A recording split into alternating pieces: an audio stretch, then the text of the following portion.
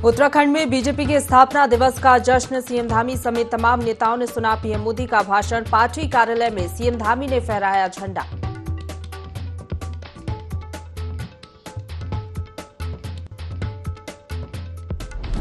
हनुमान जन्मोत्सव को लेकर हरिद्वार में पुलिस प्रशासन अलर्ट। ड्रोन कैमरे के जरिए संवेदनशील स्थानों पर रखी जा रही नजर।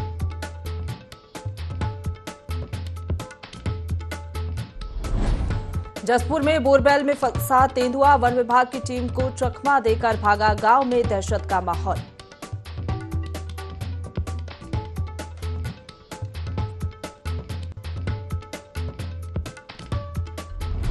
IND-24 की खबर का बड़ा असर। लोहाघाट उपजिला हॉस्पिटल में बंद पड़ी अल्ट्रासाउंड मशीन हुई ठीक। IND-24 ने प्रमुखता से दिखाई थी मरीजों की परेशानी की खबर।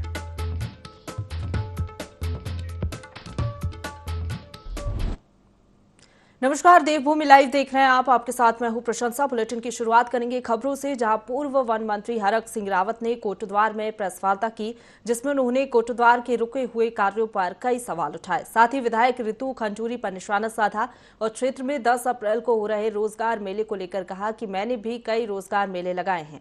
कंपनियां आती तो हैं और युवाओं को अप्रेंटिस पर रखकर कुछ समय बाद निकाल देती हैं, इसलिए मैंने अब ये करना छोड़ दिया है। ये युवाओं के भविष्य के साथ खिलवाड़ है।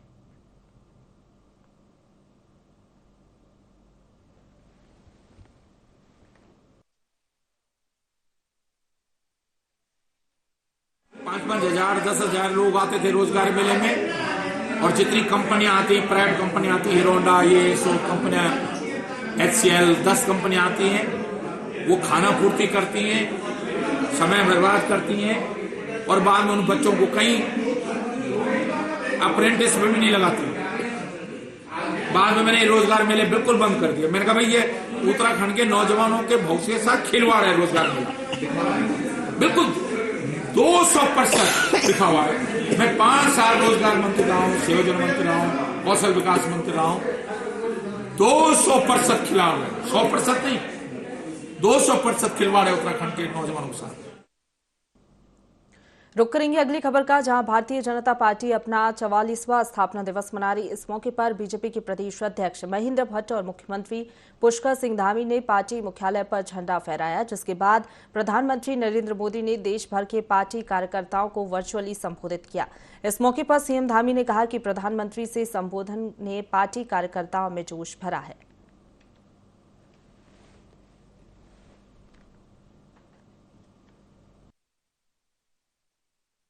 पहला दल है जिसने अपने प्रत्येक बूथ स्तर तक हमने अपने सोशल मीडिया IT सेल का गठन किया है, और मैं कह सकता हूं कि हमारे आज के सभी कार्यक्रमों की प्रमाणिकता भी नमो ऐप में डाउनलोड होना है। हमारे जो भी कार्यक्रम होते हैं उसके लिए अलग से ऐप आता है, उस ऐप के माध्यम से कार्यक्रम हुआ कि नहीं, अब झूठी बातों का स्थान नहीं है। आजकल सोशल मीडिया में प्रत्यक्ष रूप से हर कार्यक्रम का एक स्वरूप दिखाई देता है, और हमारा कार्यकर्ता सोशल मीडिया के इस युग में उस चुनौती के भी सामना के लिए तैयार है। पार्टी के स्थापना दिवस को सभी को बहुत बधाई देता हूं, बहुत शुभकामनाएं देता हूं, और इस अवसर पर उन सभी महान आत्माओं को, उन सभी महान कार्यकर्ताओं को जिन्होंने अपना तिल जलाकर भारतीय जनता पार्टी जैसे पौधे को लगाया, और वो पौधा आज बट वृक्ष का रूप लेकर संपूर्ण भारत की सेवा में लगा हुआ है। आदरणीय प्रधानमंत्री जी का आज बहुत ही प्रेरणादायी संबोधन सभी कार्यकर्ताओं के लिए हुआ है। केवल उनके संबोधन में कि भारतीय जनता पार्टी केवल चुनाव तक सीमित नहीं है, चुनाव जीतने तक सीमित नहीं है। हम उत्तराखंड के अंदर भी माननीय प्रधानमंत्री जी के प्रेरक उद्बोधन से प्रेरित होकर जन जन का विश्वास जीतने का काम करेंगे, जन जन का दिल जीतने का काम करेंगे। कांग्रेस पार्टी शहर के विभिन्न स्थानों पर जनसभाएं कर रही है। सभाओं में केंद्र सरकार के खिलाफ नारेबाजी कर विरोध जताया जा रहा है। कांग्रेस सभाओं के जरिए कह रही है कि षड्यंत्र के तहत कांग्रेस के पूर्व अध्यक्ष राहुल गांधी की संसद सदस्यता समाप्त की गई है, और उसके तत्काल बाद उनका सरकारी आवास खाली करने के आदेश दिए गए। इससे साफ पता चलता है कि भारतीय जनता पार्टी की सरकार की बौखलाहट है, जो कि सामने आ रही है।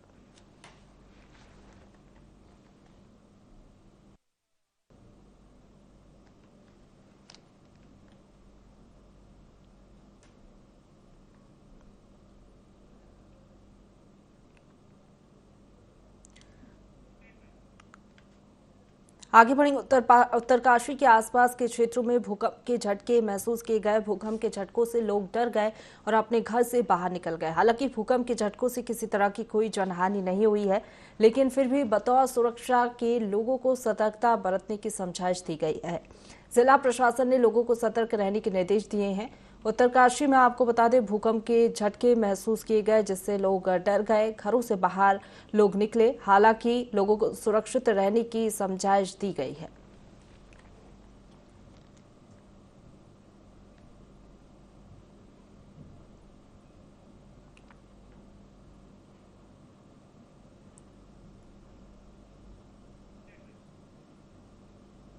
आगे बढ़ेंगे। नेता प्रतिपक्ष यशपाल आर्य काशीपुर पहुंचे, जहां उन्होंने पूर्व सांसद केसी सिंह भाग के साथ रामनगर रोड स्थित एक प्रतिष्ठान का भव्य शुभारंभ किया और फिर तहसील परिसर पहुंचकर सर्किट रेट को लेकर अधिवक्ताओं के चल रहे धरने को समर्थन दिया और सर्किट रेट बढ़ाए जाने का विरोध करते हुए सरकार के फैसले को तुगलकी फरमान करार दिया और कहा कि हमने सदन में इस विषय को पुरजोर तरीके से उठाया था।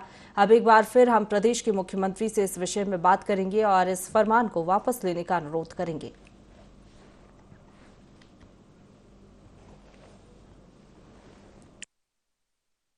रेट 120% बढ़ा दिए गए हैं। लोगों को अपना घर बनाना, जो छोटे लोग हैं, गरीब तबके के लोग, घर बनाने में मैसर नहीं होगा। बिजली के 10% बिजली के रेट बढ़ा दिए हैं। पानी का टैक्स बढ़ा दिया है। हर उपभोक्ता को लगभग मैं समझता हूँ 3 महीने में 200 से लेकर 250 रुपये तक का एक्स्ट्रा देना पड़ेगा कि लोगों ने अपनी ज़मीन खोई है।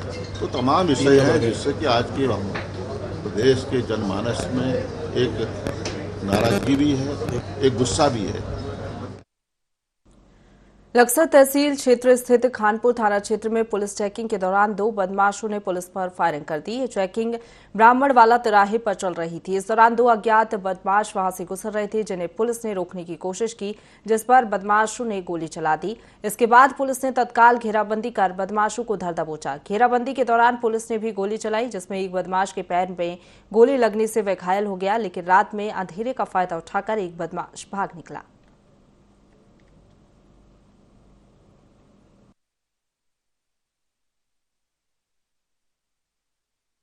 रूटीन में हमारे जो बॉर्डर क्षेत्र है उसमें चेकिंग का अभियान समय समय पर चलता रहता है और इसमें एक संदिग्ध बाइक सवार जो है मुजफ्फरनगर साइड से थाना खानपुर क्षेत्र में आ रहा था। उसको देखकर रूटीन की चेकिंग की जा रही थी। वहाँ इंस्पेक्टर नवीन जोशी थे और उनके द्वारा बाइक सरमार जो है गाड़ी नहीं रोकी। जब उसका पीछा किया गया तो गन्ने खेत में भागे और फायर किया पुलिसकर्मियों के ऊपर, जिस पर जवाबी कार्रवाई में भी पुलिसकर्मियों द्वारा फायर किया गया, जिससे एक बदमाश के पैर में गोली लगी। अभी प्राथमिक रूप से जो जानकारी मिली है उसमें वो बदमाश मुजफ्फरनगर साइड का अपनी इसकी तस्दीक हुआ, जिसके आपराधिक इतिहास के बारे में पता चला है। ये लोग किस प्रयोजन से यहाँ पर आए थे और क्या मंसूबे थे, इस संबंध में उससे पूछताछ की रहेगी। अभी चूंकि उसको घायल अवस्था में तो उसको रुड़की सिविल अस्पताल में वहां पर एडमिट कराया गया।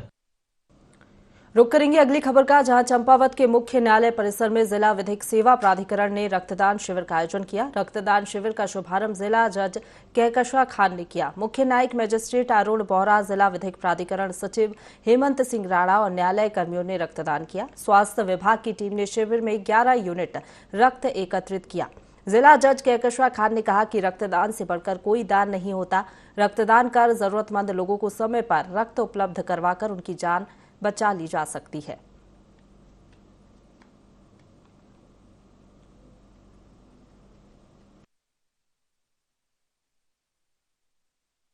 डीएलएसए चंपावत की तरफ से आयोजित किया गया, जो इसमें जजशिप चंपावत की बिल्डिंग में ही हॉल में कराया गया और उसमें काफ़ी संख्या में स्वेच्छा से अपना रक्तदान करने के लिए काफ़ी लोग आए। महिलाएं भी आई उनमें और काफ़ी पुरुष भी हैं। और जो ब्लड ले रहे थे उन्होंने बताया कि यहाँ पर उसको प्रिजर्व करने की पूरी व्यवस्था चंपावत में है और अगर एक्स्ट्रा कभी लगता है कि उन्हें ज़्यादा है उनका ब्लड तो वो मदर ब्लड सेंटर में पिथौरागढ़ भेज देते हैं या हल्द्वानी भेज देते हैं। उत्तराखंड में कांग्रेस चुनावी तैयारियों में जुट गई है। कांग्रेस ने 2024 लोकसभा चुनाव से पहले उत्तराखंड के सभी जिलों की नई कार्यकारिणी का गठन कर दिया है। हरिद्वार में बनी कार्यकारिणी के महानगर अध्यक्ष सतपाल ब्रह्मचारी सहित मंडल अध्यक्षों ने गंगा का पूजन किया और चुनाव में कांग्रेस की जीत के लिए मां गंगा से प्रार्थना की। वहीं विधायक मदन कौशिक पर निशाना साधते हुए कहा कि जनता ने 22 साल उनको दिए, लेकिन मदन कौशिक ने अवैध प्रॉपर्टी और नशे का कारोबार बढ़ाया है।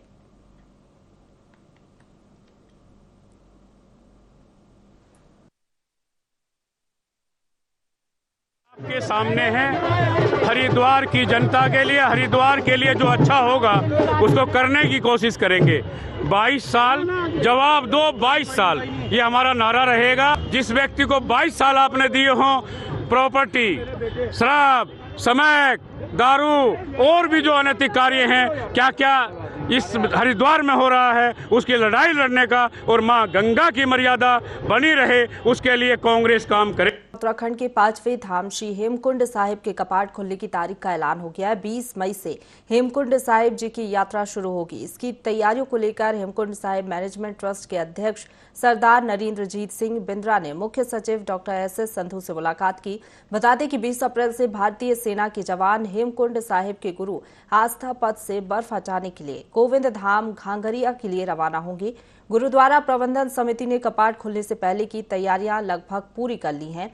बाकी बचे कार्यों में ट्रस्ट युद्ध स्तर पर जुटा हुआ है। तो 20 मई से हेमकुंड साहिब के कपाट खुलेंगे। लगभग तैयारियां पूरी हो चुकी हैं। 20 मई से आपको बता दें कि हेमकुंड साहिब के कपाट खुल जाएंगे। उत्तराखंड का 5वां धाम है हेमकुंड साहिब, जिसके कपाट 20 मई से खुलेंगे। तमाम तैयारियां हो चुकी हैं और बाकी जो तैयारियां बची हुई है उसकी तैयारियों में अब प्रबंधन जुट गया है।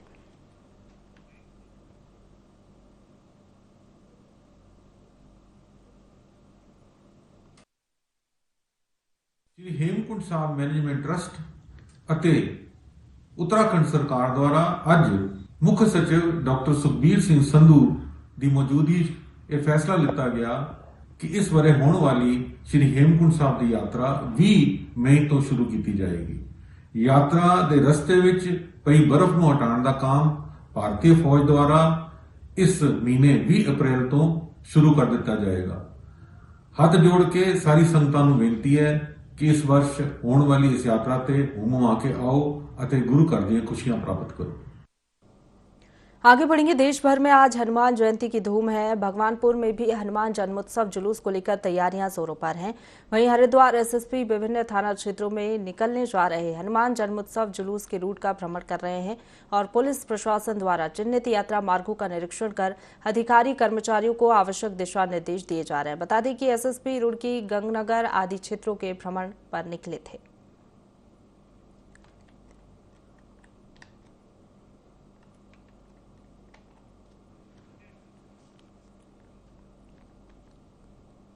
आगे बढ़ेंगे। पौड़ी से स्थानांतरित होकर आए संजय चौहान ने लोहाघाट लोक निर्माण विभाग के अधिशासी अभियंता का पदभार ग्रहण कर लिया है।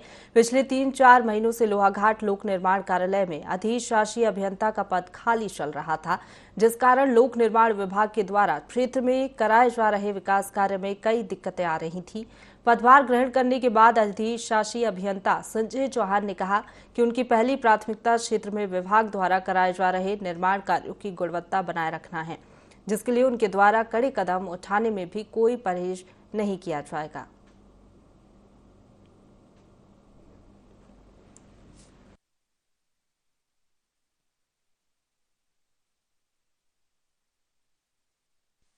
आज ही मैंने चार्ज लिया है, लेकिन हाँ इतना निश्चित रूप से अभी मैं यहाँ के समझ के जो भी आम जनता की जितनी भी समस्याएं होंगी मैक्सिमम जो हमारे दायरों के अंदर होंगी उनको हम निश्चित रूप से अपने स्टाफ के सहयोग से उसको हल करने का पूरा प्रयास करेंगे, भरसक प्रयास करेंगे।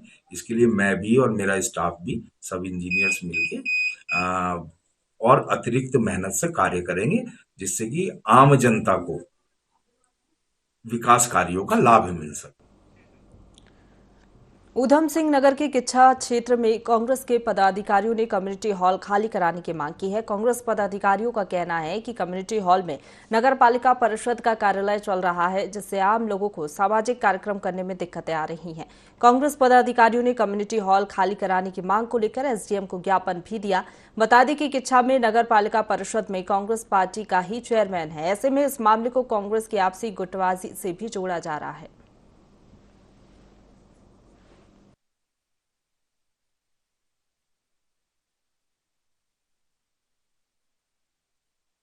का जो कार्यालय है वो राजीव गांधी कम्युनिटी हॉल में है। जो कम्युनिटी हॉल जनता के शादी ब्याह सार्वजनिक कार्यक्रमों के लिए बना हुआ है, उसमें नगर पालिका ने अनधिकृत रूप से कब्जा कर रखा है। और मुझे ऐसा लगता है इसमें सारा किच्छा के जो जनप्रतिनिधि हैं, किच्छा की जो जागरूक लोग हैं, वो भी आंख मूंदे बैठे पड़े हैं। अब इसके पीछे क्या कारण है मुझे नहीं पता। मुझे जनता ने शिकायत की, गरीब जनता ने मुझे कहा कि भाई साहब हम कहाँ अपना शादी कराएं, कहाँ हम अपना ब्याह कराएं, कहाँ क्रियाक्रम कराएं। तो निश्चित रूप से आज मैंने बात उठाई है और एसडीएम साहब से अभी हम अंदर वार्ता करते हैं और इसको अगर नहीं हटाया गया, यहाँ से कब्जा इसका खाली नहीं करेगा, तो हम जनता को लेकर उस गेट पर अनिश्चितकालीन धरने पर बैठेंगे। एसडीएम कार्यालय हम लोग ये कम्युनिटी हॉल जो है आम जनता के लिए नारायण दत्त तिवारी गवर्नमेंट ने उस समय आम जनता को सौंपा था। आम जनता की शादी ब्याह के लिए उस समय जो ज़रूरत थी उसके लिए सौंपा गया था। मेन शहर की प्रॉपर्टी थी। आज नगर पालिका ने इसमें अपना कार्यालय बना दिया है। आम जनता को समस्या का सामना करना पड़ रहा है, बड़ा दिक्कत का सामना करना पड़ा। इसको लेकर के हम लोग आज आए हैं, ज्ञापन दिया है कि नगर पालिका को कहीं अन्य स्थापित किया जाए। उनका अपना बजट होता है, वो अपनी बिल्डिंग स्वयं बनाए।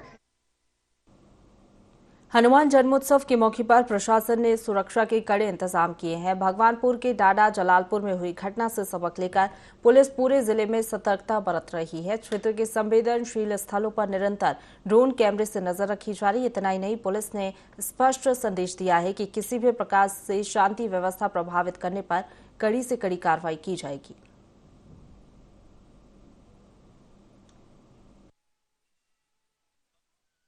हमारे जो विभिन्न थाना क्षेत्रों में धार्मिक जुलूस और शोभा यात्रा निकाली जा रही थी, इनके नियमानुसार पुलिस की रिपोर्ट के आधार पर मजिस्ट्रेट द्वारा अनुमति दी गई है, तो विभिन्न थाना क्षेत्रों में आयोजित की जा रही है। इसको देखते हुए जहां हमारे ज्यादा जुलूस और धार्मिक यात्राएं निकल रही है, उसको देखते हुए हमने संबंधित थाना क्षेत्रों में मजिस्ट्रेट के साथ पुलिस अफसर की नियुक्ति की है। साथ ही साथ हर जगह मजिस्ट्रेट अफसर नियुक्त रहेंगे।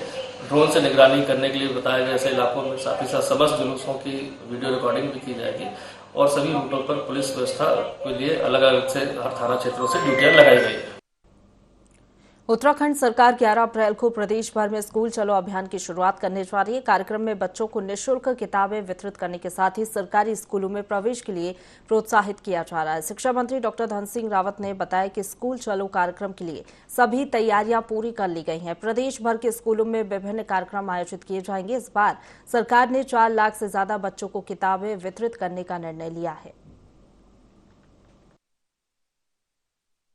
स्कूल चलो अभियान हमारा 11 अप्रैल से शुरू हो रहा है और पूरे प्रदेश में 11 अप्रैल को एक बहुत बड़े कार्यक्रम सभी स्कूलों में हम आयोजित कर रहे हैं। पहली बार राज्य सरकार ने जो हमारे सरकारी स्कूलों में बच्चे पढ़ते थे उनको तो हम किताबें फ्री देते थे। इस बार जितने एडिट स्कूल हैं उनके भी लगभग 4 लाख से ज़्यादा बच्चों को इस बार किताबें हम फ्री दे रहे हैं और बहुत जल्दी जो है स्कूलों में किताबें पहुँच जाएंगी और बच्चों को सभी स्कूलों में निःशुल्क किताबें इस बार दी जाएंगी। इस बार चूंकि 4 लाख बच्चों को अतिरिक्त किताबें देने थे, इसलिए जैसे बजट सत्र से बजट पास हुआ है वैसे हम लोगों ने उसका एमओयू कर लिया है। उधम सिंह नगर के रुद्रपुर महानगर अध्यक्ष सीपी शर्मा द्वारा किच्छा विधायक तिलक राज बेहड़ के खिलाफ की गई आपत्तिजनक टिप्पणी का मामला तूल पकड़ता जा रहा है। सीपी शर्मा को पार्टी का नगर अध्यक्ष बनाए जाने पर कांग्रेस का एक गुट लगातार विरोध कर रहा है। कांग्रेस पदाधिकारियों का कहना है कि सीपी शर्मा का कोई जनाधार नहीं है और उनकी बयानबाजी से पार्टी लगातार कमजोर हो रही है। साथ ही लगातार गुटबाजी को बढ़ावा मिल रहा है। कांग्रेसियों का कहना है कि किच्छा विधायक तिलक राज बेहड़ 5 बार विधानसभा का चुनाव जीत चुके हैं और प्रदेश के स्वास्थ्य मंत्री नेता प्रतिपक्ष के रूप में कार्य कर चुके हैं। उनके खिलाफ आपत्तिजनक बयानबाजी करना गलत है।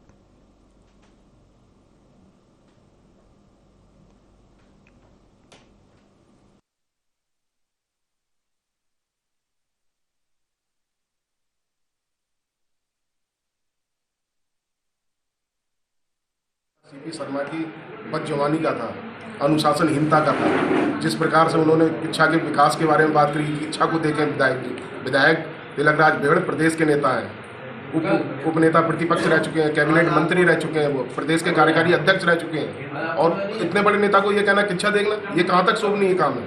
प्रदेश नेतृत्व को इसमें संज्ञान लेना होगा और सीपी शर्मा के खिलाफ कार्रवाई करनी चाहिए। प्रदेश नेतृत्व को अनुशासनहीनता कांग्रेस बर्दाश्त नहीं करती है। मैं कहता हूँ सीपी शर्मा जी से वहाँ से रुद्रपुर में आपको नजर नहीं आ रहा, किच्छा आके देखिए विकास क्या होता है।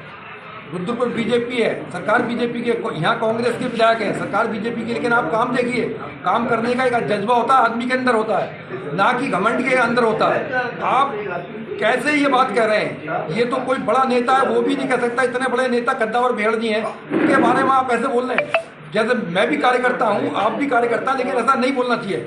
आपको इस चीज़ की माफ़ी मांगनी चाहिए। नवोदय नगर में बीजेपी सभासद अपनी ही सरकार का विरोध करते दिखाई दिए। बता दें कि बारिश के समय नवोदय नगर की नदी में जल संकट का खतरा बढ़ जाता है। वहीं तमाम मकान गिरने की कगार पर है। ऐसे में जिम्मेदार विधायक आदेश चौहान ने आला अधिकारियों को समस्या से अवगत कराया, जिसके बाद प्रशासन ने मामले को गंभीरता से लेते हुए नदी में खनन हेतु पट्टे स्वीकृत किए, जिसकी राजस्व धनराशि जमा कर वैध रूप से नदी में खनन किया गया ताकि पानी के बहाव को नियंत्रित किया जा सके। लेकिन इस बीच सभासद पाल सिंह सैनी के नेतृत्व में अपनी ही बीजेपी सरकार के खिलाफ नारेबाजी उन्होंने शुरू कर दी। खनन अवैध है या वैध, इसका जवाब तो प्रशासन दे सकता है, लेकिन पूरे मुद्दे ने राजनीतिक रूप ले लिया है।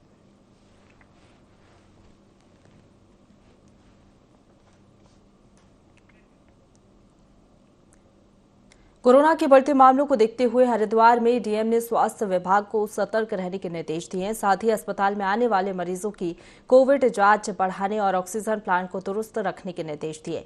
हालांकि जिला और मेला अस्पताल में बने ऑक्सीजन प्लांट ऑपरेटर न होने के चलते ठप पड़े हुए हैं। संविदा पर तैनात 2 प्लांट ऑपरेटरों का अनुबंध खत्म होने पर हटा दिया गया था। हालांकि अधिकारी, वार्ड बॉय और अन्य स्टाफ के जरिए प्लांट चलाए जाने की बात कही जा रही है।